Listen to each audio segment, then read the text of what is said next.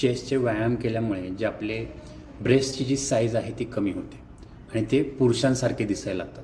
परंतु हे पूर्णपणे खरं नाही आहे.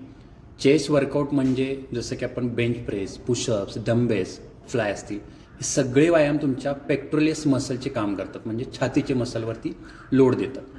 हे ब्रेस्ट टिश्यूच्या मागे असतात. त्यामुळे हे व्यायाम केल्यामुळे ब्रेस्टचा साईज कमी होत नाही आहे, उलट ते टोन आणि चांगले फर्म होतात. काही वेळा जे सोशल मीडियावरती आपण बघतो की काही महिलांची जी छाती आहे ही खूप फ्लॅट असते किंवा हार्ड दिसते, पुरुषांसारखी दिसते. तर त्यामागे खूप साऱ्या गोष्टी आहेत. छातीवरती फॅट पर्सेंटेज कमी असणे किंवा ऑल ओव्हर बॉडीवरती फॅट पर्सेंटेज कमी असणे, स्टेरॉइडचा वापर करत असतील. जेव्हा स्टेरॉइड घेतले जातात तेव्हा शरीरातील टेस्टोस्टेरोन वाढतो, ज्यामुळे स्तनाचं जो नैसर्गिक स्वरूप आहे ते पूर्ण बदलून जाते.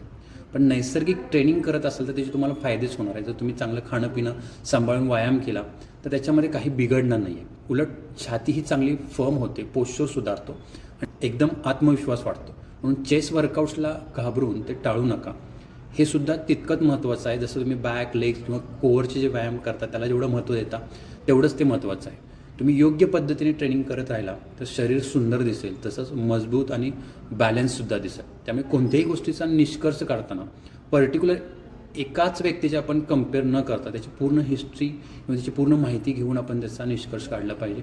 कारण एखाद्या व्यक्तीची महिलांची छाती फ्लॅट किंवा हार्ड दिसत असेल तर त्याच्यामागे भरपूर साऱ्या गोष्टी असू शकतात.